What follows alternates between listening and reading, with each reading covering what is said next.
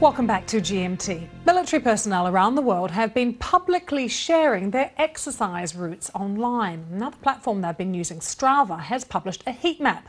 It shows the paths its users log as they run or cycle. So it's an interesting bit of information. Chris Fox, our technology correspondent, is with me. Chris, let's have a look at this information that we've got from these trackers. Tell us exactly what it shows here.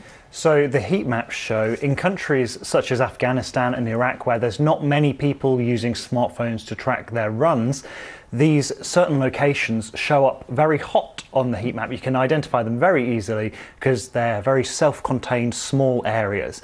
And military-based locations aren't necessarily always secret, but what the maps do show is the road layouts inside the military base. They show exactly where people are congregating. Sometimes you can even tell in the very hot spots that there's a very small ring at the bottom there, and you can see that might be a running track where a lot of soldiers are congregating to exercise. That kind of information could be useful if someone was going to plan an attack. Absolutely, because it's not just showing where they're going, it presumably shows the time that they're there and what happens at different times. So the heat map only shows popular routes aggregated from millions of data points, so it doesn't show what time people are usually there.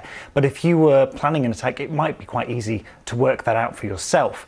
The maps also show routes where people have left the base. For example, if people have left the app switched on, it might reveal jogging routes outside of a base, perhaps up in the hills, or also supply routes or routes that are patrolled regularly by military personnel. So it's not great to have this information so clearly laid out on a map. Some of the other interesting things it shows, in the area of Nevada known as Area 51, very secretive, there is a lone cyclist who has done a lap all the way around Area 51. And here in the UK at GCHQ, the intelligence headquarters, you can see that lots of employees go jogging inside the big circular building because it rains so much here in the UK. They're jogging inside instead. How is it possible, Chris, that top military brass haven't cottoned on to the fact that this is happening? Well, there have been releases before where the military have said it's okay to use fitness trackers, but obviously technology is always evolving and perhaps they haven't updated their guidance since the ability to share your runs online, which has become more of a popular thing to do. You see it a lot on social networks, Facebook.